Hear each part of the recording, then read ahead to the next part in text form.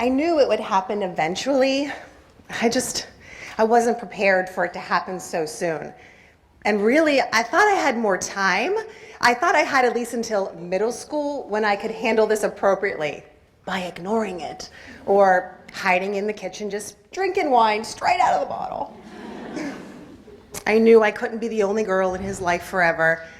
And looking back, I really should have kept him inside that day. I let my 4-year-old son out of my sight for 2 minutes. And in that time, he caught a glimpse of the neighbor girl. I know. I get it. She's adorable. With her wild blonde hair. And the fact that she's slightly older than him is intriguing. She has a bit of a rebellious side, never wearing shoes and refusing to wear a helmet. And she goes to private school. Apparently, my boy has a type.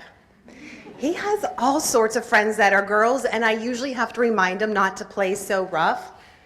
Girls don't like to wrestle. Don't throw dirt on girls. Buddy, girls don't really like headlocks. But that silly grin just plastered on his face when that homewrecker came strolling through my yard. Let me know that this was not the normal playmate. It started with my son laughing a little too loud at all of her jokes. Agreeing to play games he doesn't normally like to play, but he just picked up a handful of My Little Ponies and followed her wherever she went. But I had to draw the line when he was attempting to put on her older brother's rollerblades. Do kids even rollerblade anymore? Apparently, they do, because I had to pull my son out of a much too big pair before he broke his neck. After I filled that water table for the 3rd time, I banned him from tipping it again. But with each tip, she giggled. And he grinned that grin. And apparently her siren call was much too powerful because he hulked out and he tossed the table to the side, spilling the contents across my feet. Oh, now I see your game, sir. I vaguely remember your father pulling the same stunts. But his involved beer. And a funnel. Same effect, different tools. Standing there, feet soaked, surrounded by plastic water toys, I had an out-of-body experience. I traveled back through time to my wedding day.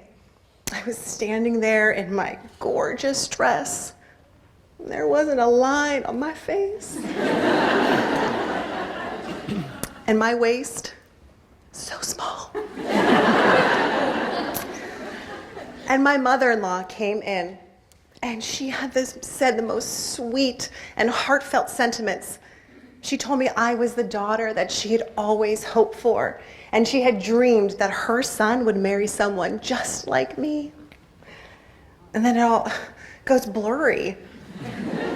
And the daydream shifts, and suddenly it's my son's wedding day, and I'm the mother of the groom. I take my future daughter-in-law's hands in mine, and I'm about to say the same sweet sentiments, but all that comes out is Justin Bieber. My mama don't like you and she likes everyone. I am quickly brought back from this daydream, by the sight of my son, who thinks he's starring in his own version of Jackass. He grabbed his little red bike and he begins pedaling down a grassy hill as fast as his little preschool legs can pedal. He looks over his shoulder, and I give him the universal mom look for don't you dare. But he's not even looking at me. he's looking at her. And she raises one little blonde eyebrow as if to say, "Oh, I dare you." Oh, hell no. He yells just before he crashes. His dramatic fall is followed up by rolling down the rest of the hill and laying at the bottom on his back, no doubt, just waiting. And just as I suspected, she runs after him to his aid. Sucker. After that little show, I didn't tell her no too forcefully when she asked if my son could come to her house. I'm not trying to shelter him.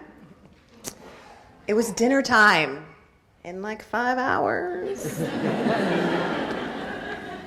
Look, he has plenty of time to have crushes, but I cannot, dear Lord, I cannot handle this right now. I am not sure I can ever really handle it. So until I'm ready, the only wild-haired blonde he needs in his life is his mama. Whoa, if that doesn't sound like this kid's gonna need therapy, I don't know what does. You know what? Screw it. I'll pay for his therapy.